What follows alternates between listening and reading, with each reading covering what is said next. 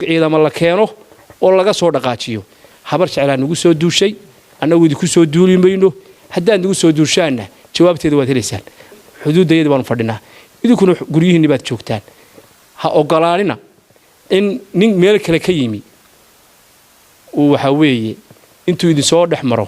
hadhowna aad sidiinii tiraahdaan dadka shacabka ah ee daris wanaaga aan ku wada joognay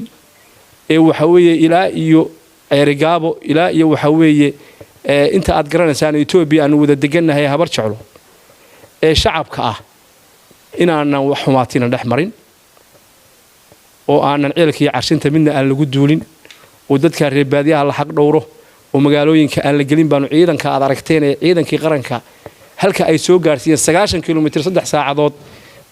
gaarsiiyay baanu halka ku nidhi uma dhaafi kartaan wacadkuna waa cajiib maanta waxaanu maqlaynaa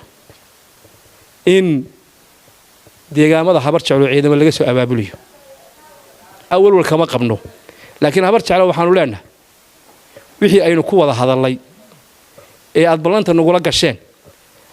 annagu duulaanid kuma nihiin habar jeclo isku deegaan baynu nahay haddii se deegaankiina lagaga soo duulo waxaan noo cadaanaysa oo xaqiiqo ah oo haddaan dhulbaahantay hartinahay aanu ogaanaynaa intii horena aad wadeen tanna guryihiina ay ka soo baxday wax allaaliya wixii halka ka dhacana mas'uuliyadeeda idinku aad yeelan doontaan waayo marka aniga gurigeyga laga soo duulo raalli baan ka waxaan idin leenahay marka dhaqanka habar jeclo war guryihiinni baad joogtaan anana kuwayagii baan joognaa wixii inoo dhaxeeya waa waxa weeye waxaynu nagu raalli ka noqonnay oo isku soo duulay ka laga taliyo guryihiinni baad joogtaan waxaan idin leeyahay habar jeclo dhaqankooda talada aan maanta idin siiyay waa taladii ugu dambeysay aynu ku wada hadalno annagu waajibkii waa ka soo baxnay xuduudeeda baan fadhinaa idinkuna guryihiinni baad joogtaan ha ogolaanina in nin meel kale ka yimi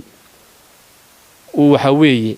intuu idin soo dhex maro hadhowna aad sidiinii tiraahdaan waxna kama ogin shaqana kuma lihin taasi maanta dhici mayso